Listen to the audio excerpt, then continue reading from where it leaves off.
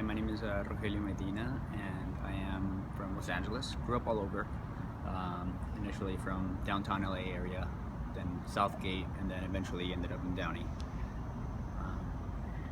So, Rogelio, when you were in high school, were you thinking about pursuing a career in medicine?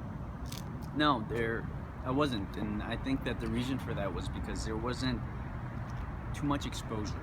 If I think back at my time, I went to Downey High, and I think one of the areas that were really missing within this high school environment was the fact that I didn't grow up knowing a physician, right? I only knew the physician that I would occasionally see, and that was a privilege, really. So growing up, I didn't have that visibility. I couldn't identify with what a doctor does. All I knew is that, doctors, for more or less, were making good money, and also the fact that, they were really smart, too smart to the point that I couldn't identify with, what they were doing, and it was almost something that I couldn't see myself doing because I was never really exposed to that profession, and not just that profession, but also engineering, also law, all these fields that are professional careers and that are difficult to pursue, but not impossible. So, what was it ultimately that drew you to a career in medicine?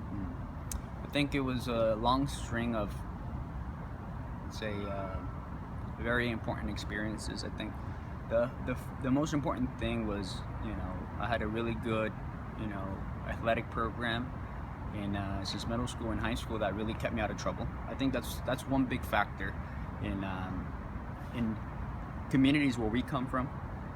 Staying out of trouble, staying focused, doing the right thing, staying close to school, right?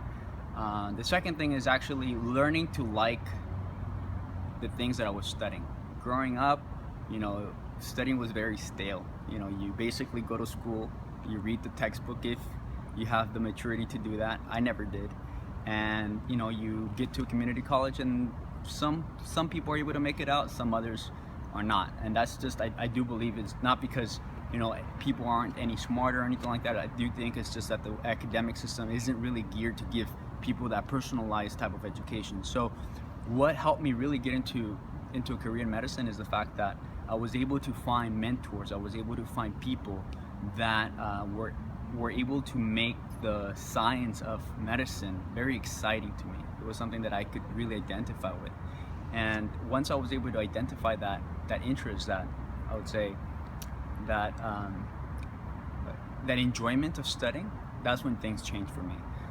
But up to that point, it was very much a very difficult process of a lot of hard work, a lot of motivation from my mentors that were able to see, beyond the hard work, and also, were able to go ahead and put me in a situation that kept me out of trouble. Again, I reemphasize that, especially for young men growing up in certain areas within these communities, they're exposed to a lot of factors that could lead them down the wrong path. And so